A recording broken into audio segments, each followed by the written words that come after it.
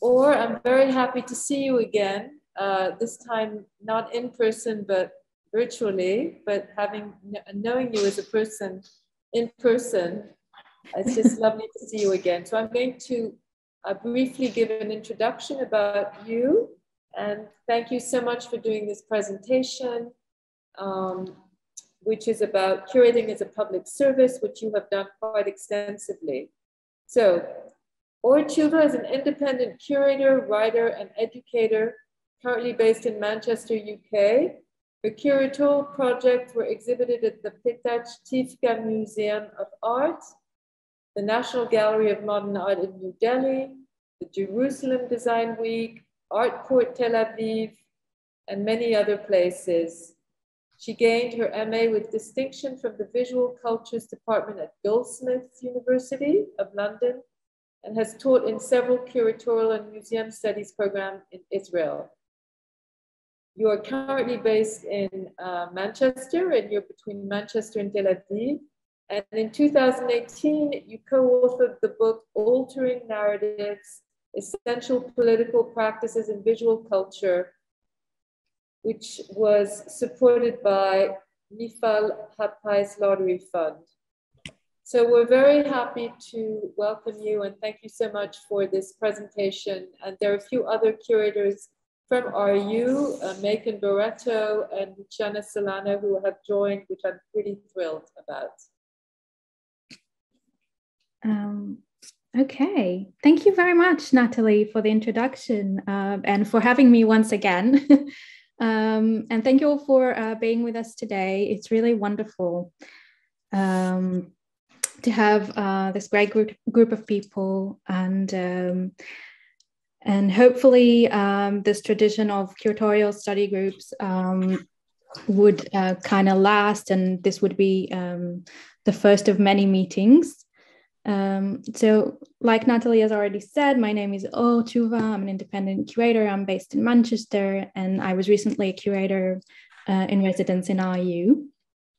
And when Natalie had invited me to give this presentation today, she suggested that maybe we can ask the public to send some questions prior to this meeting, which I would later answer. But the truth is that in the current very shaky socio-political climate that we all seem to be working in, I feel that the questions that I really wish people would ask are not necessarily the ones that I alone, or any individual for that matter, can answer. And so this idea of the peer learning group came about, and here we are today. And like I said, I hope this would be a platform where we can connect and, to quote Donna Haraway, stay with the trouble together. Because I think there's a great value, especially in these times, in forming new communities and spaces for solidarity and exchange of ideas. And I personally feel very thankful for opportunities like this. So I named this meeting Curating as Public Service. And this title has to do with two experiences or streams of thought. The first is a more broad collective experience, and the second is a bit more personal. And I will start with the former. So traditionally, the word curator derives from the Latin verb curare, which means to care for or to cure. In England, curators are sometimes still called keepers. So they are the managers or guardians who look after the collection. In Hebrew, the word otzer derives from the word treasure. So again, it's the person who guards and takes care of the treasure. And I don't speak any more non-Latin languages, but if you do, it would be interesting to know what's the word curator means in your language. But what this etymology points at in all the languages and cultures that I do know is that traditionally the focus of the curatorial practice has evolved around objects and not subjects. So the artworks are the valuable objects that curators were traditionally expected to keep or care for. So even after the French Revolution, when we are seeing this model of the public museum for the first time, the focus still very much remains around the artwork, which is perceived as the most valuable asset of the museum. And the fact that museums were built and planned around artworks and not around people is something that we still very much experience today. For instance, when you sometimes go into an exhibition and it's completely freezing, it's probably because the temperature is being monitored for artworks and not for humans. And it's the same with other infrastructures like lighting, for example.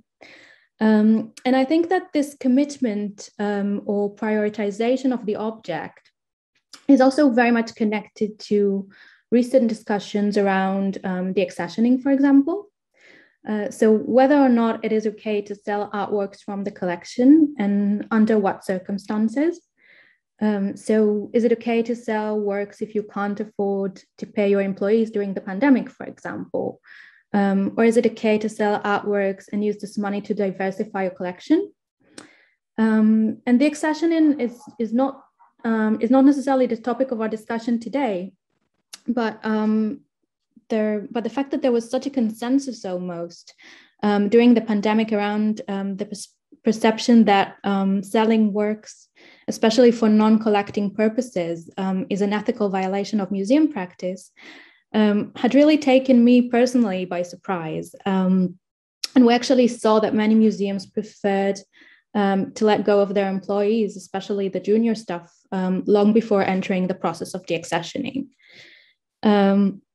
But having said that, and I'm taking this discussion back to the relations between museums and their publics, we are witnessing in the past few years a certain shift of focus in the curatorial from working mainly around objects and collections to working more around subjects. And we can think about the creation of new curatorial roles, such as engagement or community curators, learning curators, curators of public program. And obviously different institutions have different terminologies, but these are all part of the same tendency, which obviously has a lot to do with several decades of institutional critique, and also what Hito Stywell would call the institutionalization of critique. So while this critique has been to some extent integrated and embraced, by the institution, it also very often remains on the surface level, limiting inclusion, representation, and social awareness to the physical boundaries of exhibition spaces, publications, and carefully articulated PR statements.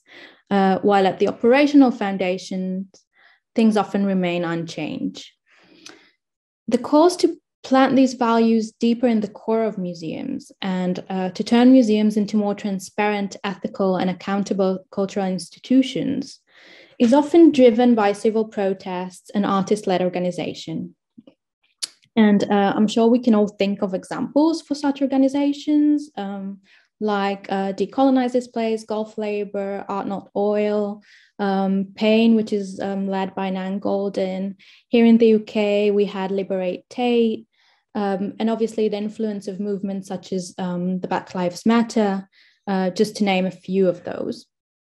But it is probably also fair to say that these institutional changes are not just grassroots one-way system, and that some curators, theorists, and other museum practitioners do ask themselves fundamental questions about the need for their existence, the scope of their authority, the dark aspects of their history, and also about the ability to facilitate and share their resources with the public in a more open and engaging way.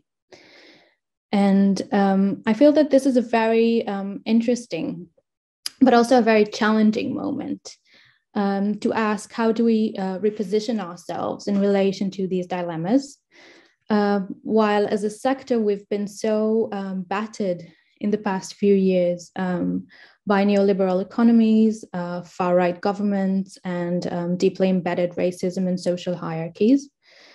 So within these conditions, museum practitioners are often required to act a bit like double agents, to be both inside and outside, and to adopt what curator and theorist Jana Graham would call parasitical strategies.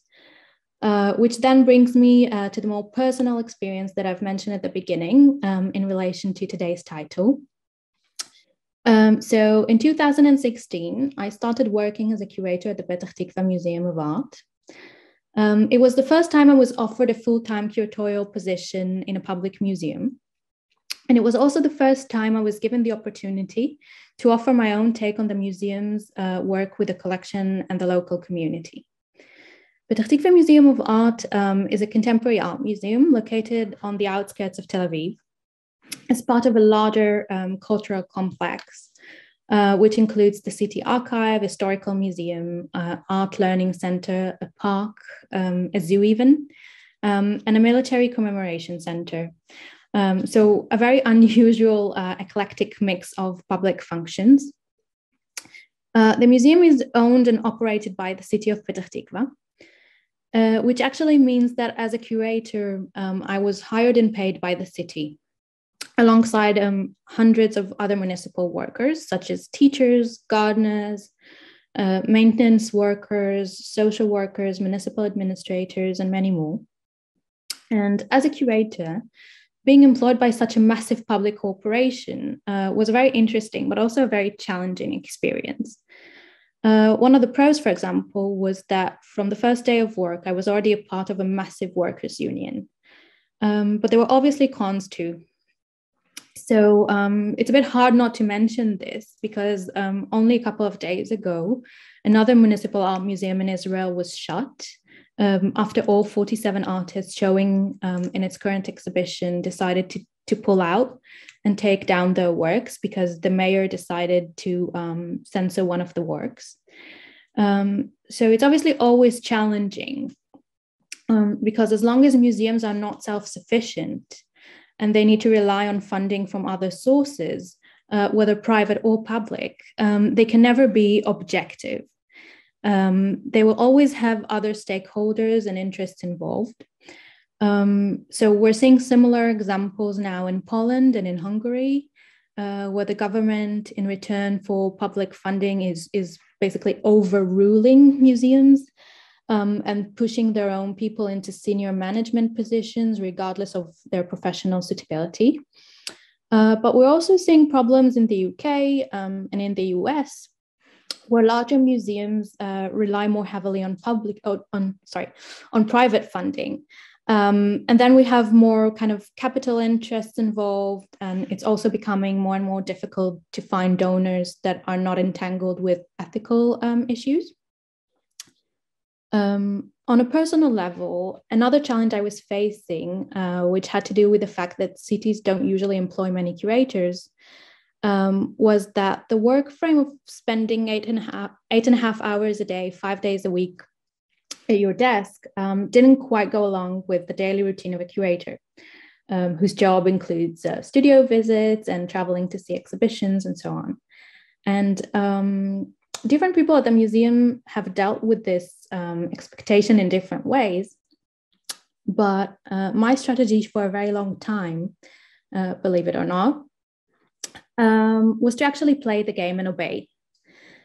So I arrived at work every morning, I signed myself in, and I sat at my desk for those 8 to 9 hours a day, every day. And I kind of taught myself to work around it. So I invited all the people I wanted to see to come and meet me at the office. I even ate my lunch at the desk. And the reason I'm telling you all of this is not because I'm trying to make you feel sorry for me. And I'm obviously not saying one should always obey either. But because after a while of doing this, an interesting thing started happening.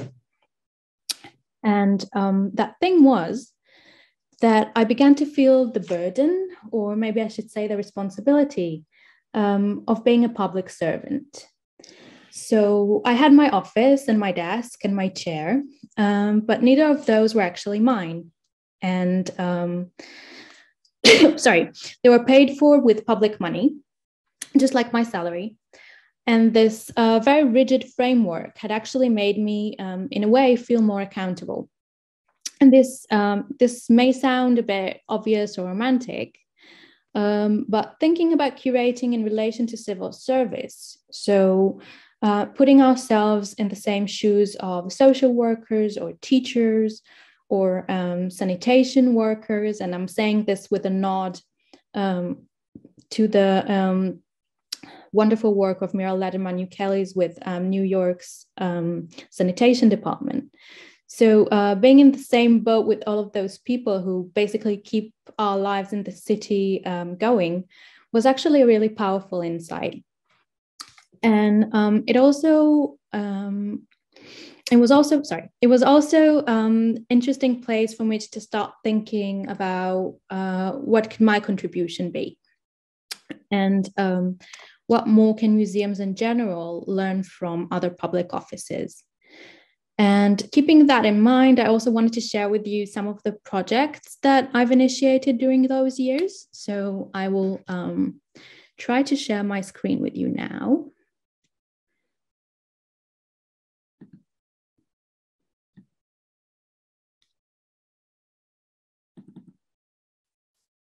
Right.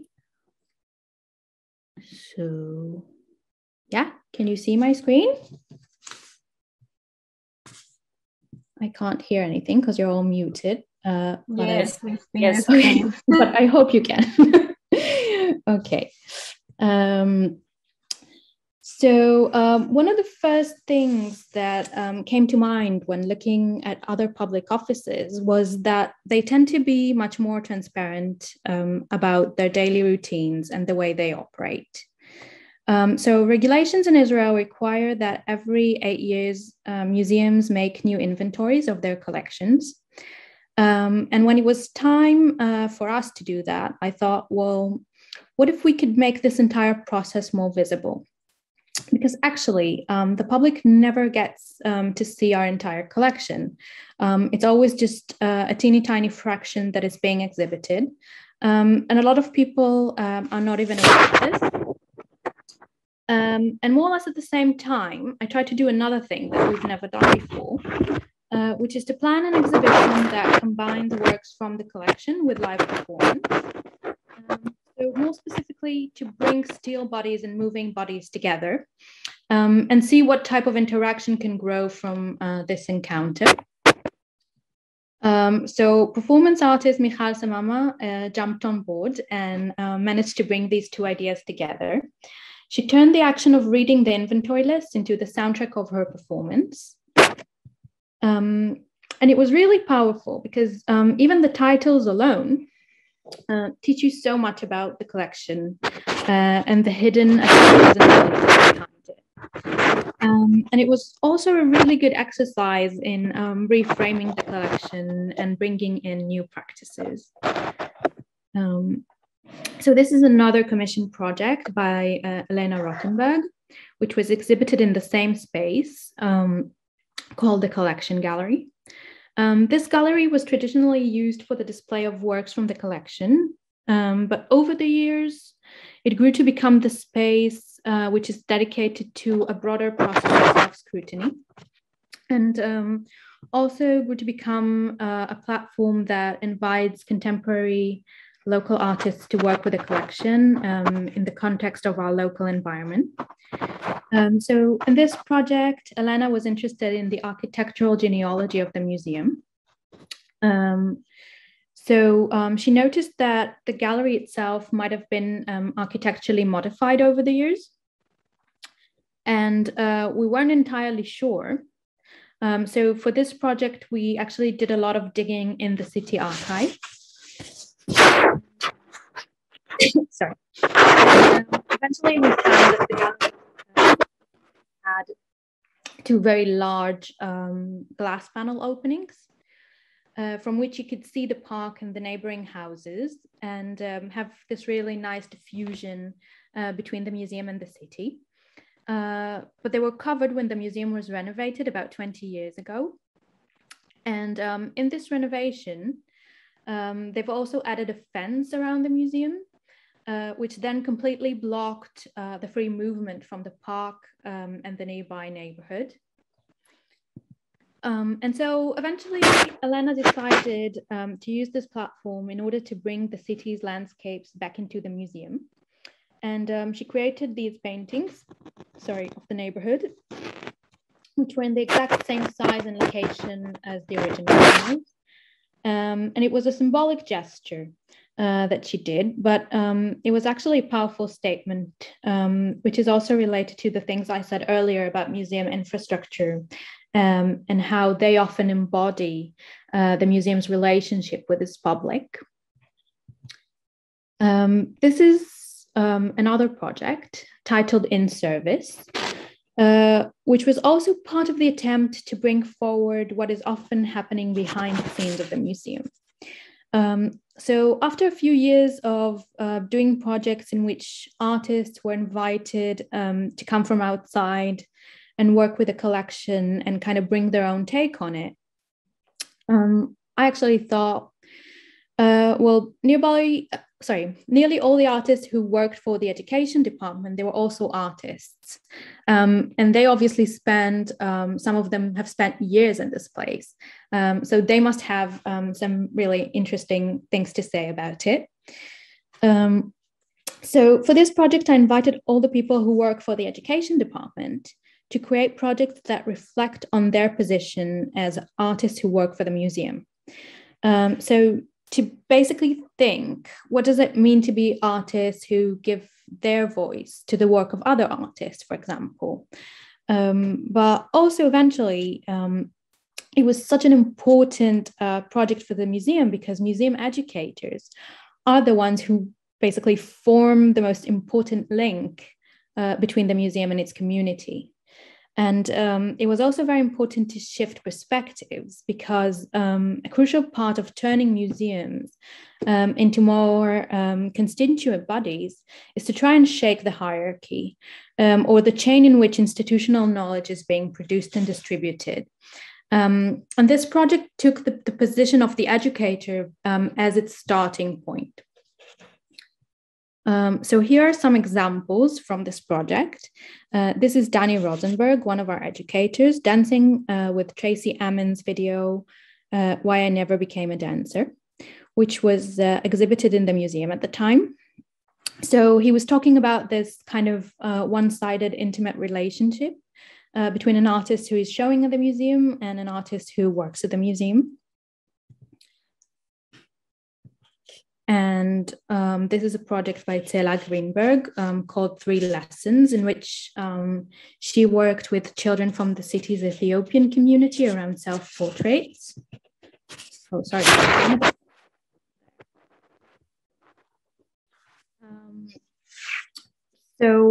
This is the last project that I wanted to share with you, called Now Open. Which was a series of commissioned interventions in the museum's architectural and operational infrastructures. So in this project, I was interested in thinking about the role of architecture and our everyday operational infrastructures in forming the relationship between the museum and its public. So things like the directions of the openings, signage or lighting, but also things like the services that the museum offers and the conceptions of what you're supposed to do or not supposed to do as a museum visitors.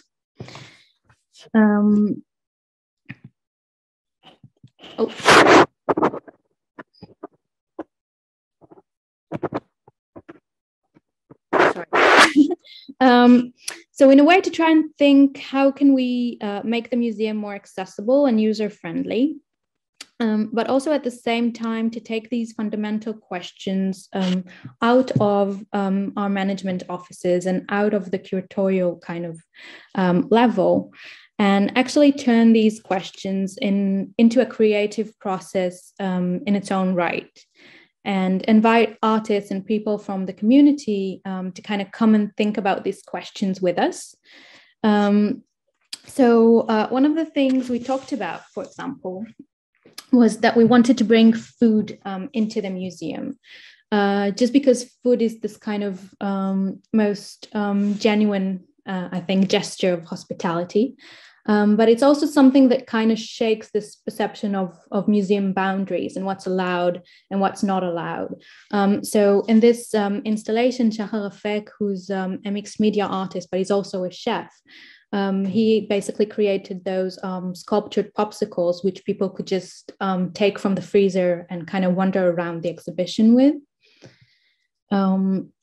Another aspect that we talked about was to kind of insert more playfulness into the museum experience.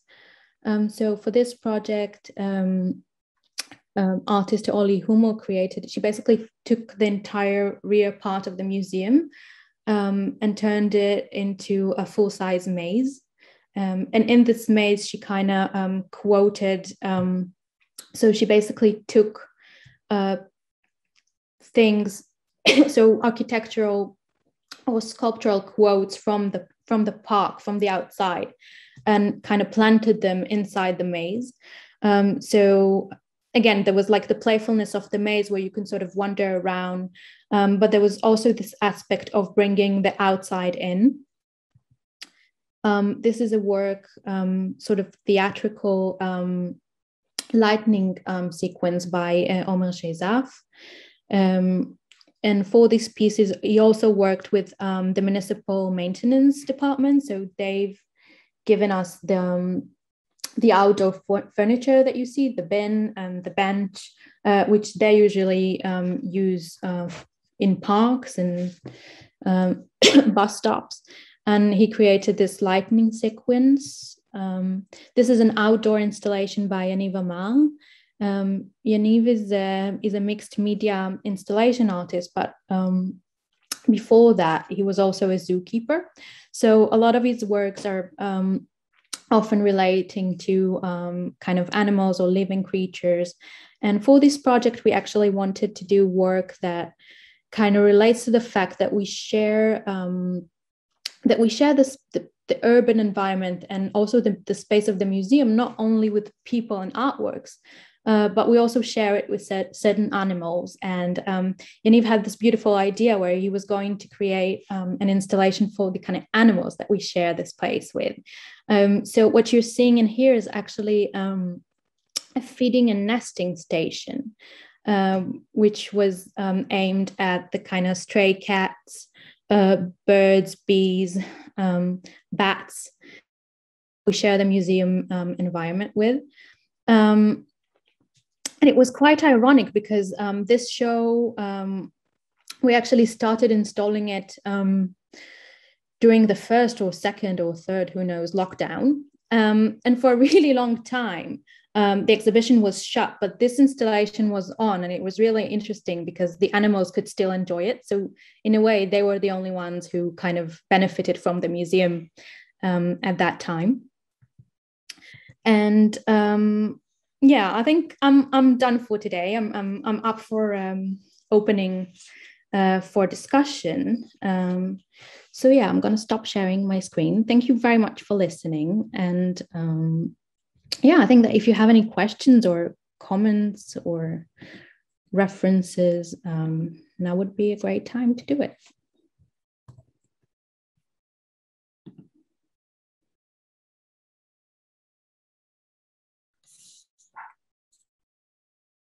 Or hi, this is Natalie again. Hi. So you're speaking about your experience within the institutional context. And today, it appears that you've kind of moved away from the institutional context to work independently. And is this, you're setting up kind of an art center in Manchester. So maybe you want to talk a little bit about that and how your previous experience, which appears to, you know, have both positive and negative kind of aspects, has informed your decision to move into this new kind of chapter in your life as a curator. Wow, that's a great question. I feel it's a really complicated one to answer. I feel that it has to do with a lot of things. So basically, the benefits, I think what I like the most about being an independent curator is that it kind of allows you to do all sorts of things. So I'm still fortunate enough to be working with public institutions like museums and other public organizations. But I also have the liberty of doing things like coming for a curatorial residency in RU, for example, which is something that I couldn't do when I was working full-time at the museum, just because you always seem to be too busy to kind of be able to spare a month or two and go somewhere and just get to know another art scene. So there's always, it's like time, I feel time in institutions is like a blanket that is never long enough. So on the one hand, you need to kind of always be up to date and know what's happening in your scene, what's happening around the world. You need to be able to see things, to travel around, to go to see biennials, to go to see exhibitions. But then at the same time, I feel that you never really have the time to do it, because there's always kind of the next project or the next thing that you need to do. So obviously being a freelance curator kind of enables you to do that. So it enables you to kind of enjoy all these worlds. But I feel that it also has a lot to do with the fact that I don't know if it's the same in the US, and maybe, I don't know, it would be interesting to kind of hear from the people who are here with us what their experience is like in where they're from. But for me in Israel, there was a feeling that because the arts is in such a great demand, there's often kind of a perception that curators, the institutional curators, can be very, very much underpaid. So people who have been kind of spending a lot of time and money getting their education, which is never, it's never just an undergrad, it's always a postgrad. So a lot of curators usually have either a master's degree or a PhD, which means you spend a lot of time in university, and also kind of a lot of time in getting the work experience, which kind of allowed you to get into a position where you could be a museum curator. So you spent like, I don't know, 5, 6, 7 years in university, and then few good years getting the work experience, and then somewhere around your 30s you're finally a museum curator, and then you're still being paid, like being really underpaid. So and it's the same problem here in the UK, and it's the same problem in Israel, and I think that to some extent this problem also exists in the US. So for me, part of being an independent curator was to also kind of try and creatively think around what other ways are there to kind of make a living or survive. And I could kind of play with it for a bit. So I can do other things that might be a bit more kind of income generating, but I can have as much connection as I want to the curatorial. And I feel that with kind of neoliberal economies, it's something that if you're not facing this problem already, you will at some point, and we all need to be. So it's not just about being part of the creative industry, it's also about being kind of creative about our sector. So kind of thinking creatively about how do we keep the sector going, and how do we enable people who don't come from a very wealthy background to still be able to be part of this sector, of the creative sector, and thinking creatively about everything we do, not just about the exhibitions, not just about how we work with artists, but actually how do we kind of allow ourselves to survive, and also how do we kind of help our institutions to survive in a way. This crisis and other ones to follow.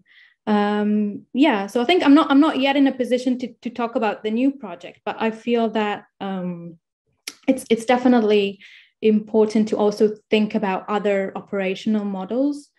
So one of the blessings, if one can say that, of our time is that it enabled us to do things like this, for example. So to have this wonderful gathering of curators and practitioners from all over the world, and we can use the digital kind of platform to get together and connect. And there's obviously a lot happening online now. And so it's just another way to kind of think creatively about the conditions in which we operate, which I think is really important. Hi, Or. I'm Luciana. Thank you for inviting us for this conversation and making space for this. About this, the low payment, I think it has to do with a point that you touched during your presentation, which is the object and not the subject.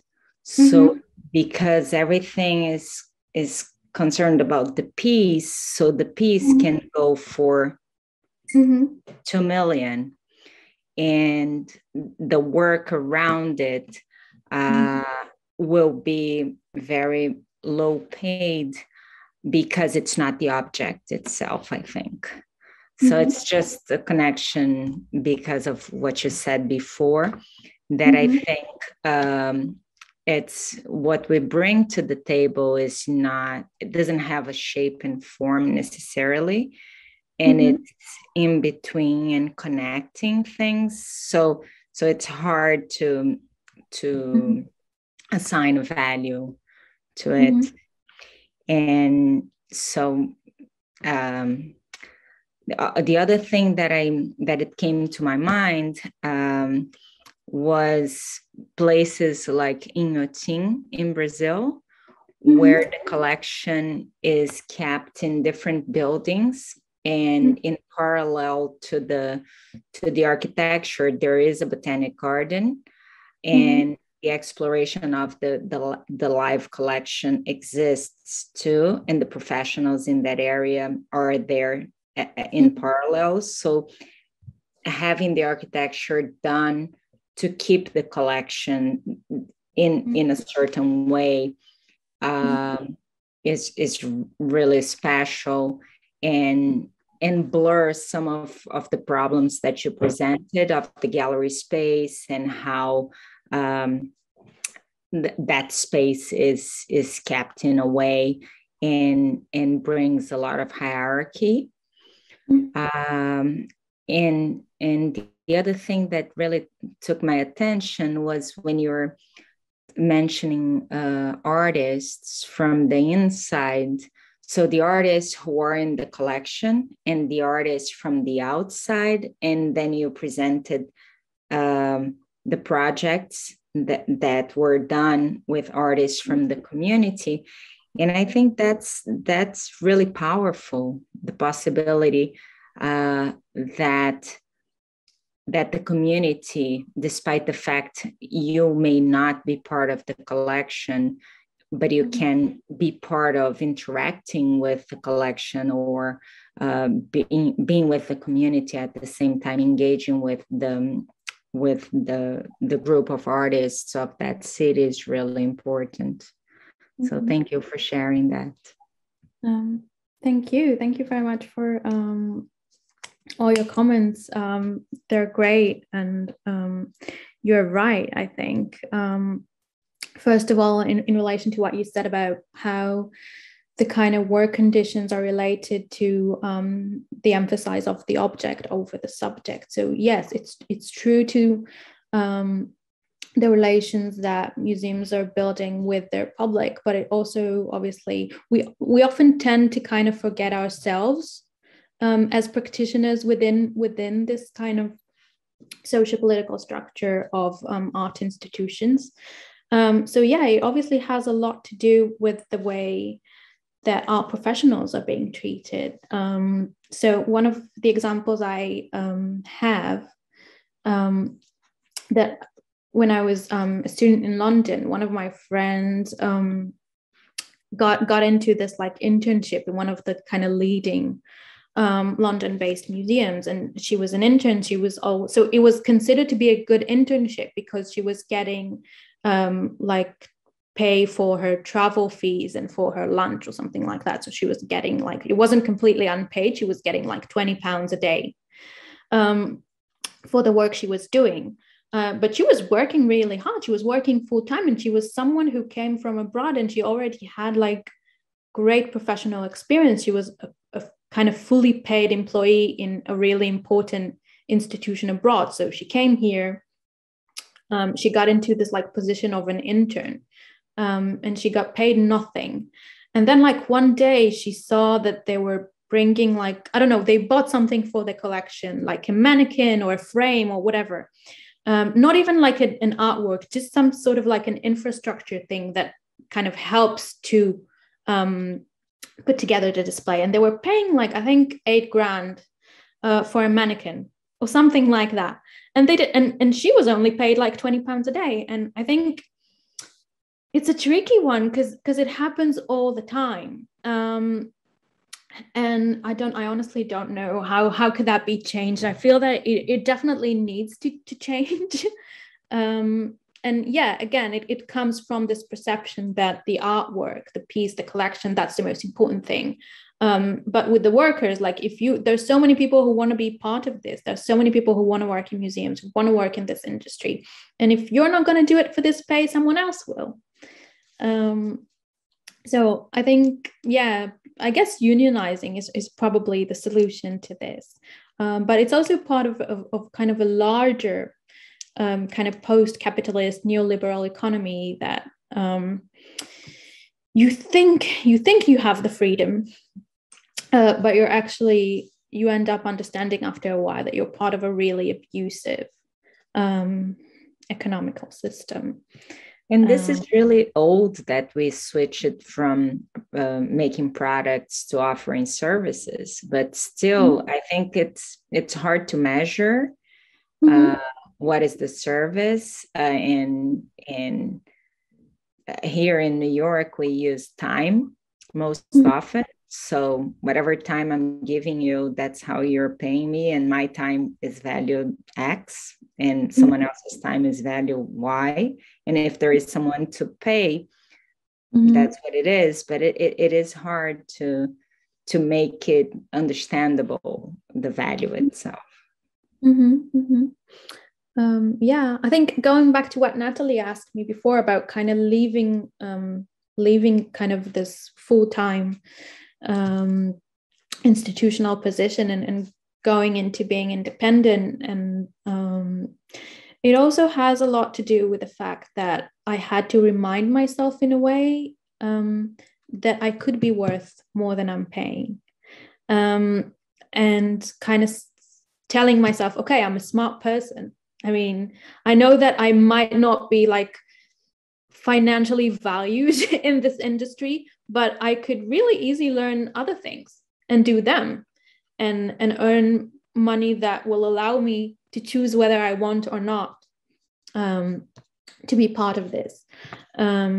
So yeah, it's also that, and it's not that just me. I'm not a unicorn. I know so many smart and talented people in the arts, and they could all be many other things.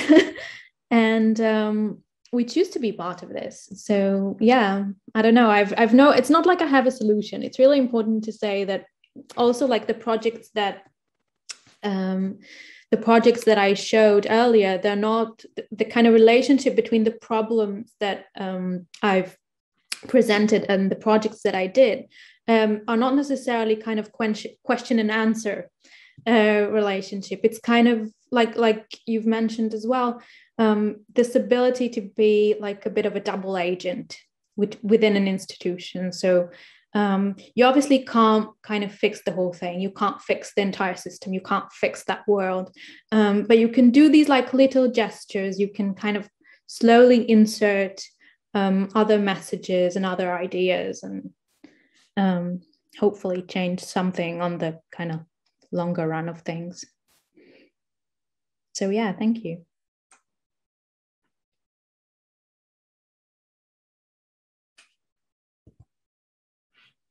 Is there any other, I don't know, questions, comments, references? Hi, or I'm sorry, I just turned on the video. Hi. Thank you for such a lovely presentation. I hope you can hear me. I was particularly intrigued by your use of Hito Sturl's quote. Basically, you can the institutional critique on the you can change if you think you can change the institution on the surface level. Maybe you can, maybe you can't, but the broader problem of the institution is just right below that surface. And so those are pretty broad questions that in so many ways, as you've pointed out, they're tied to economics, to the neoliberal structures, things that really validate the object and sort of glorify the object, because that is ultimately what you can place value on in terms of our society. So I think, so many people are attracted to these roles, just like you are an educator in essence, right? And in our society, the value of educators, I hate to say it, they're undervalued. Look at our teaching structures. We have massive institutions that are dedicated to educating our children and our public, but they're not paid. They're just not paid. They're not valued. So until that paradigm shift happens, where we actually decontextualize, we sort of rethink what is this, what's the object about? What are we really glorifying here? And what we really should be promoting and, giving tribute to other people that actually are able to bring meaning to those things. And that's kind of essential. So I don't know that much of this has changed, is going to change. I was at the Whitney Decolonize This event that took place a few years ago. And it was just fascinating that without that exterior, I would say public PR pressure, if you will, because that's what it did. It sort of raised the awareness that there was a real issue here. And so I think the way to attack this is as you're approaching it from the external point of view, because within the institution, very little can change. It's just the nature of institutions. So I think that stepping out of the context is always better. You may not make as much, maybe, I don't know, maybe I'll make more. But it's an interesting point of view to take as a curator. Yeah, thank you. You're right. I mean, I think that going back to this, really, it's a complicated relationship, isn't it, between institutions and institutional critique. So I feel that institutions definitely need this critique to kind of be able to change and be able to kind of realize that some things may be wrong or that some things are worth changing. The pace, I mean, it's crucial. It's crucial to have organizations coming from outside and saying, you need to do this, you need to do that, that's not okay, that's not fine. If these organizations didn't exist, institutions would never change. So it's absolutely crucial. Do they change to the level I think they should? No, they don't. But I feel that institutional workers, we're also, I'm not an institutional worker anymore, but we're also part of this world. So it's the kind of division between people who work in museums and people who are outside and criticizing the institution they work for is not that kind of a clean cut, because tomorrow someone else who was part of this organization or that organization will find themselves an institutional curator, and that's great, actually, because this kind of allows these ideas from outside, the critical ideas from outside, to kind of penetrate the institutions. But yeah, it's really difficult. Going back to Hito Sturl and the kind of institutionalization of critique. So I think one of the most kind of prominent examples to this is when you think about the second feminist wave. So groups like Guerrilla Girls, for instance, that they did all these surveys of how many women are showing in museums and so on. And they did these guerrilla actions, right, of putting stickers on museum walls and things like that. And now you go to the Tate and you have their posters that were bought by the Tate and exhibited there. So now they're part of the collection. So their critique has been institutionalized. That's the irony. That's the irony that we're playing with here, because you're creating, you're basically critiquing, and in the force of what I call creating the object, of having the object, is so powerful, and for reasons of capitalism and God knows what, it needs to be monetized somehow. It needs to be, to whoever runs the institutions, and these are broad. I mean, these are very powerful interests, to critique and then turn around and be able to say you can have it both ways. It's very difficult. So yeah, I find the irony in all of that. That the very people who are critiquing, the institution become part of the institution. Sort of like a circular thing. So either you stay out of that circuit and kind of come at it from the sidelines, which is a very difficult and challenging thing to do, because as you said, you too have to make a living. You too have to operate within a structure. So it's, unless you're purely in an academic environment, if you will. But being part of an academic environment doesn't solve anything. I was also a university lecturer. I was paid like per teaching hour, with like completely ignoring the fact that every hour I teach takes me about 10 hours to prepare, without bearing in mind the fact that I need to travel to the university. So I was paying like maybe well paid for an hour of teaching, but this hour actually involved another 10 or 12 hours of commuting, preparing, marking.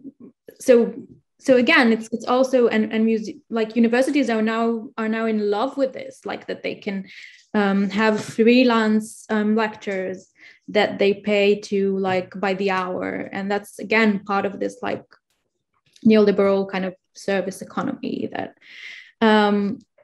So it's hard to say. Like I don't know. I think this is the value of having like a platform like this, where it's basically it's like a discussion group. It's a peer learning group where we can kind of share ideas and frustrations and think together, and not even like we don't have to come up with the answers. I think it's just like bringing up the kind of difficulties and kind of problems and the struggles, and kind of being part of a community where we all share in a way those difficulties. It's probably a good first step, right? If you I would like to share something. In the art fair, there is now an idea of decolonizing, where you, instead of offering to any person African-American artworks, now the first offering in private shows go to Afro-descendants. So the idea is that, okay, the show will start and then it will be part of white collections. So this is something that we could think about. I don't want to take much time, but it's just a shared on how, for me personally, I think it gets very politically correct, and what happens to the market itself, if it starts to be controlled, who buys what, etc. But I think I'm not sure I understood exactly what you mean. Sorry, like, do you mind?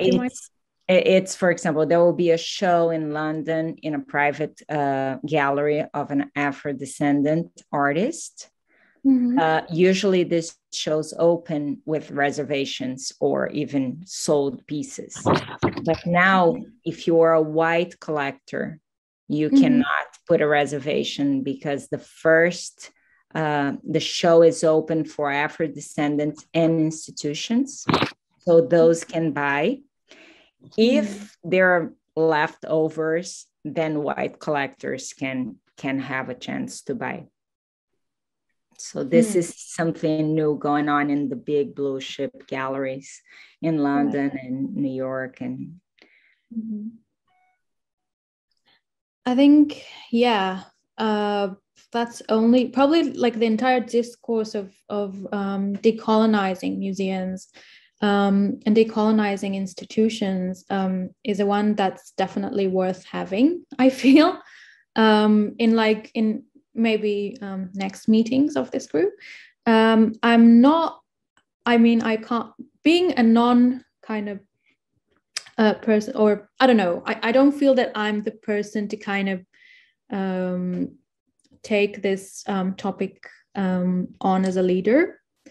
But it's part of, yeah, I guess, like it also has a bit to do with what we talked about earlier about kind of institutionalization of critique. So how do you make sure that things kind of change on the kind of core of the institution and not just kind of becoming part of this like tokenized and having kind of limiting the critique to the space of the exhibition or the publication or the like really carefully articulated PR statement? How do you kind of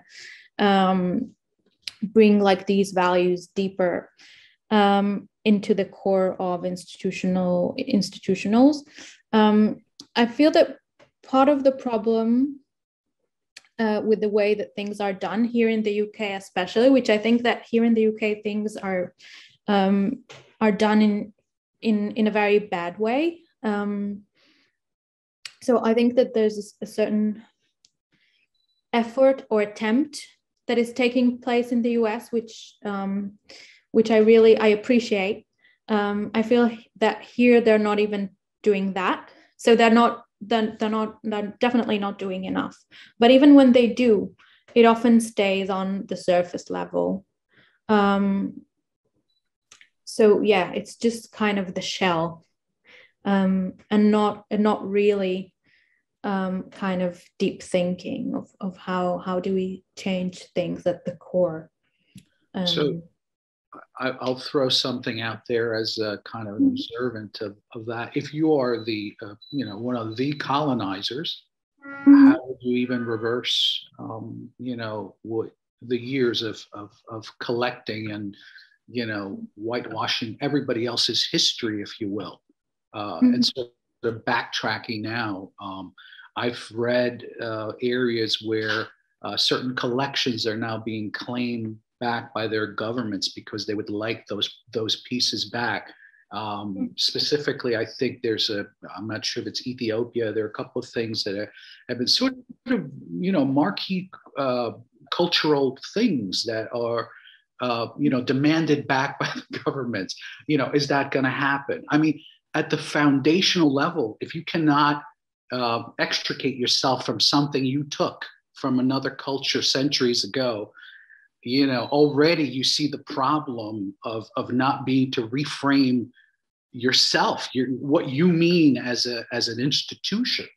You're basically supporting something, a kind of a system, and that's that I think that takes a lot of work. I don't know that I mean, I see it in universities now, right? So they want to hire more Black and Afro-American and Latinos and whatnot into education, into the educational sector. But you know what? Those folks are hard to find because you haven't supported a system to be able to generate and create those people. So where do you think you're going to get them? You're going to see the same people all over again that you've seen already, and you already know what they're kind of do now, don't you, in museums?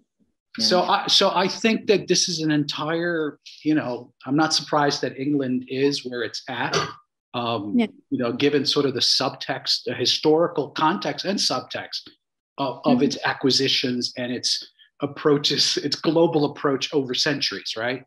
Hard to sort of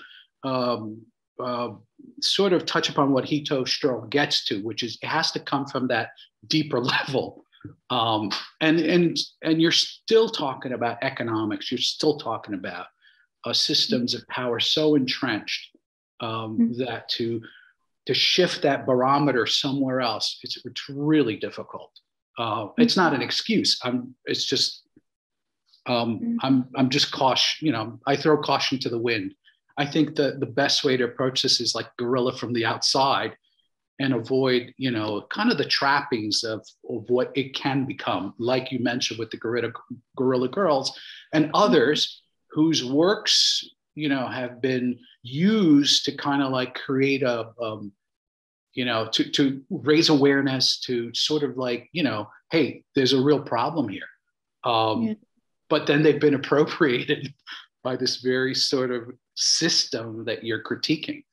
And so I think it's going to take, I think it's great to have these conversations, but it's going to take some time. I don't, maybe not enough time in my lifetime. I don't know.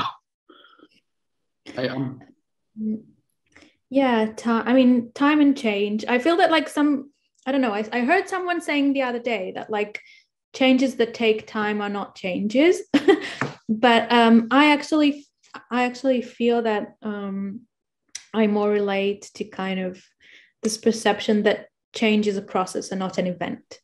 So you have to start somewhere. I'm not saying that I think they're doing enough. No, absolutely not. I think that, again, they tend to kind of deal with it on the surface level. So like, okay, we'll hire another Black person. We'll do another show of a Black person.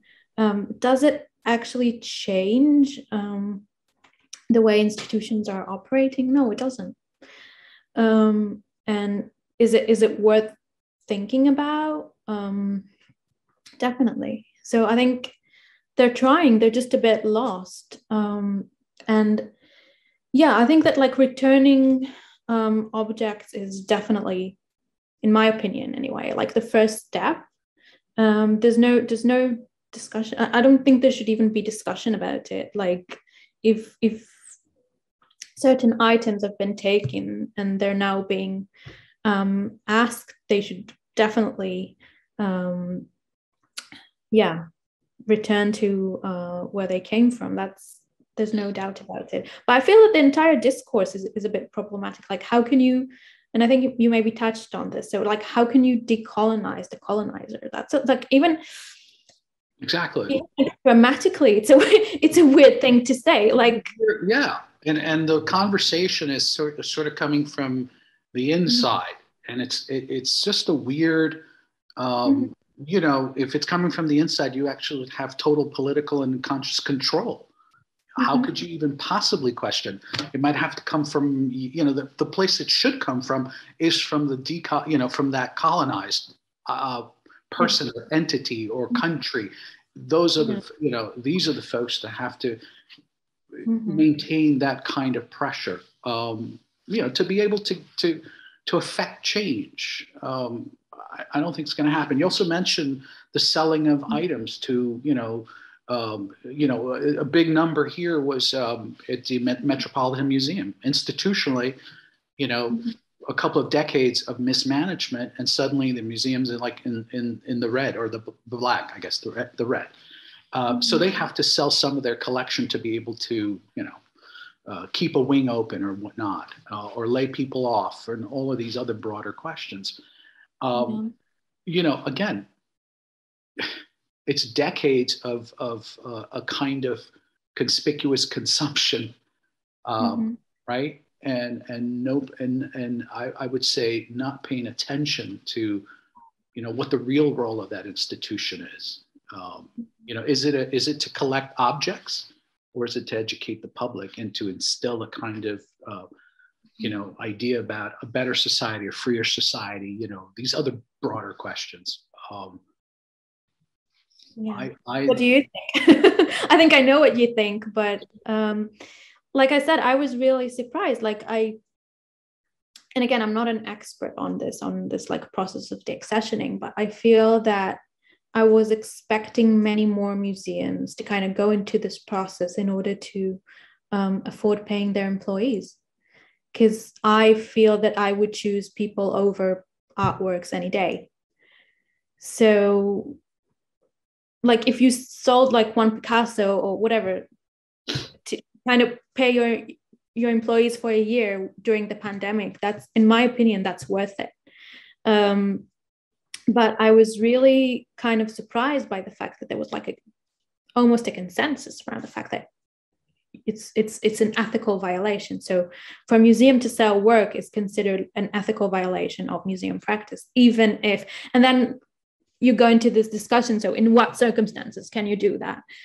I feel that paying your employees is worth it, is something that museums should do, because it's not just about, again, not just about the objects and keeping the objects. It's about you're kind of being this constituent body and having this relationship with you're also a public institution.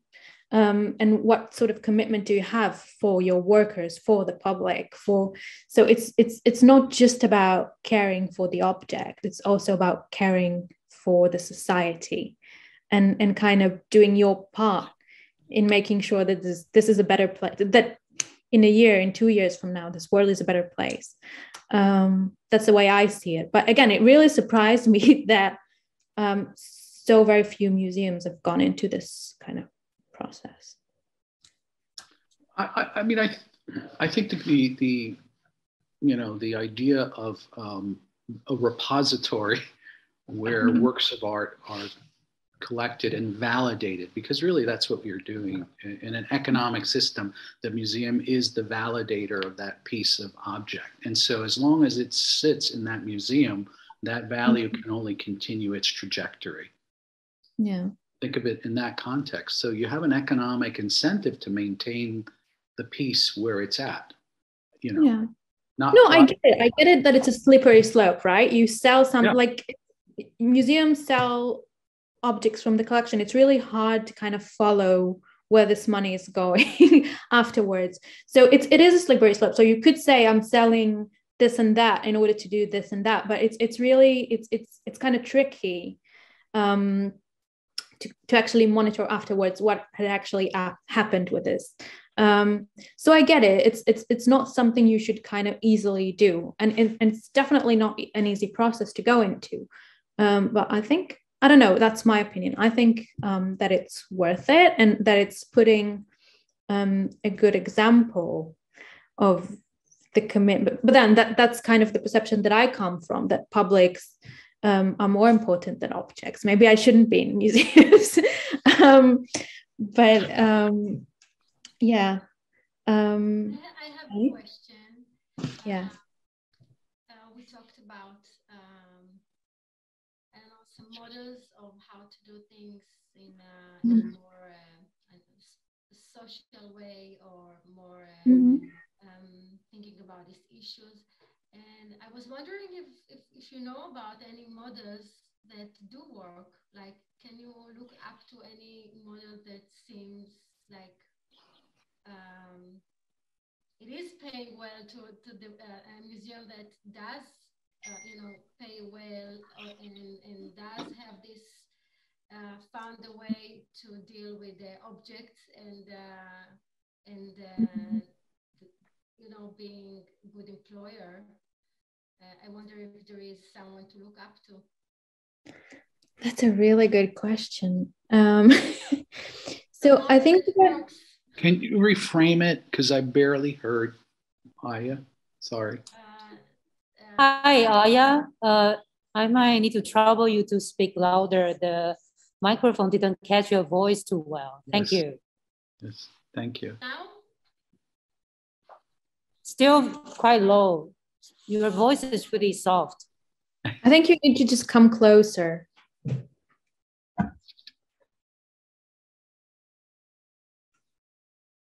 Now we hear nothing. Yeah. Well, now, are you muted? Because now we can't hear you at all. Maybe you can write it in the chat or something. But I think I understood your question. So let me try to kind of repeat that. So I think I was asking if I know any museum or institution that is actually doing things right. So a place that's paying their employees like they should, and that's doing social work, that is a place that we could sort of look up to, right? So I need to think for a second. I think that I know a few places that are doing some things right. to answer your question, but I think it is also really, really complicated, because often what we think is right is not necessarily right in the eyes of our public.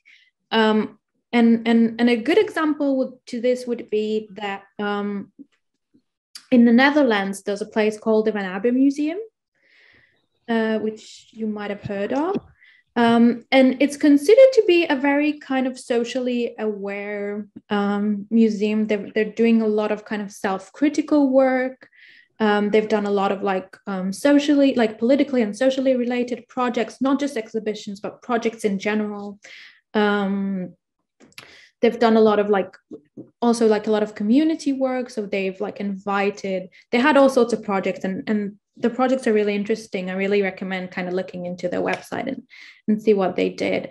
Their exhibitions or their projects tend to be like a kind of laboratory kind of projects. So they're not like the really kind of high quality museum finish, or at least not everything. So they tend to be a bit like more open-ended, and the public is kind of asked to contribute more, and they have all sorts of like questionnaires and things like that.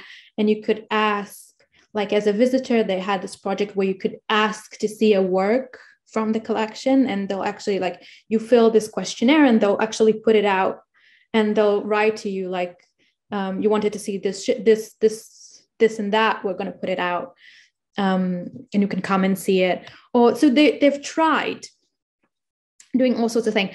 They also initiated a project called Picasso in Palestine, which you might have heard of, in which they kind of tried to take a Picasso piece from the collection to be shown in the art school in Ramallah, and they kind of did an entire documentation project around the process of taking, like going through the borders and how complicated that was, and all sorts of troubles they had with like crossing the border and the insurance, and then they had to kind of put that in with like armed guards, because they didn't have, in Ramallah, they didn't have the right kind of infrastructure to guide the piece. So they do all sorts of like politically and socially aware projects. And they were, for a very long time, the kind of mecca of socially engaged museums. But actually an interesting thing has happened a few years.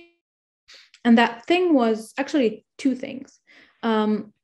And that thing was that several years ago, the municipality or the government, I'm not entirely sure which one, decided to cut off their funding. So not entirely, but like take a large kind of sum of money of their annual funding. And the reason for that was because they had a really drastic fall of visitors. So their numbers kind of went down, and a lot of people from the art world kind of came together to kind of protect them and say like how important their projects are and so on.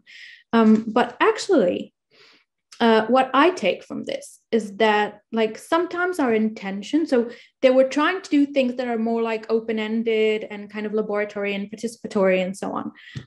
But the public that they were like aiming this towards wasn't really interested in that. So they thought they know what the public wants, but the public didn't want that. And they kind of stopped coming to the museum. So it's a fine line, if you know what I mean. So not always what you think is right is actually right. And so it's hard. It's like museums that are doing everything right are unicorns. And for this reason, they don't really exist.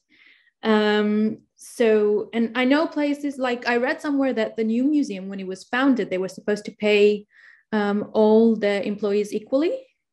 And I think Recess is doing that. So I know a few places who do that, and that's great, but that's just like one part. And it's really, really difficult, maybe impossible to get everything right. But we learn from each other, right? So that's the purpose of these things. So yeah, I don't really know a place that's doing everything right. No, I'm just interested in different models. Like I know, I Right. understand that there is nothing perfect, but it's interesting to hear about different models of museums. Mm-hmm. Different. I think I is talking about best practices. Mm-hmm. Yeah, and just to open up our mind, you rethink museums, because you know, I might think about something that is a museum, but actually it's more open than that. There are many kinds of them. So Yeah. So again, I think that's like more complicated than we might think, because for many years places like the Vanaba was really like looked up to as a place that's doing it right, but it was, I think, from like art people's perspective that was right, but then like when you kind of look for the input of the public, they stopped coming, or they came like a lot less. Which means that they weren't necessarily interested in what the museum thought is interesting for them. So it's fine line. At the end, sometimes the public just wants to see like nice things, like, I don't know, aesthetic things, like optical spectacles. I don't know, this cabinet of curiosities that people were originally coming to see. No one wants to come over and read like 1,000 words wall text that they could read from home and watch like a 2-hour video. People are not going to do that. And sometimes museums or galleries or whatever, they kind of forget that the things that they're doing still need to be engaging. So I don't know, it's a fine line. What I can tell you, it's a fine line. yeah. So it's difficult to do things that are like aesthetically pleasing, I feel, but also kind of but they bring, yeah. I'm sorry, that's such an interesting conversation to veer into in light of something like the Brooklyn Museum here in, I'm based out of downtown Brooklyn. I remember not that long ago walking into a Basquiat exhibition, and right there in the museum during that exhibition, at the furthest corner of the exhibition, was a merchandise gallery of Basquiat while the full-on exhibition was taking place. So, and I was just taken aback by the entire experience, because on the one hand, I'm walking through galleries of these beautiful poignant works, massive canvases and whatnot. And the finishing touch of the entire experience was walking into the Chachka Gallery with all of its, Basquiat crap. And I found that so interestingly, I found it conceptually offending, but I also understood its context and its place, given the largesse of this particular museum, the community that it services, all of the sort of reference that sort of contribute to this experience. And I've been seeing, a certain kind of modality in a lot of the more, sort of like, I guess, the larger museums that have to sort of preserve cash flow to keep themselves alive. There's a kind of, I see it like, I guess, dimensionalizing it of the experience. There's the serious thing here, and then there's this other thing over there, and then this other thing over there. And you're like, wow, are you walking into like an internet experience here where like, whoa, what are you looking at? And is this a kind of way to sustain, your cultural validity in the current times, your cultural value, if you will? Because as you said, you can't appeal, if you're going to put very controversial work up there, you're going to get a constituent that is going to say, hey, this is not right, and let's defund that, and let's take this, and let's do that. And it's happened in the past. This is not news.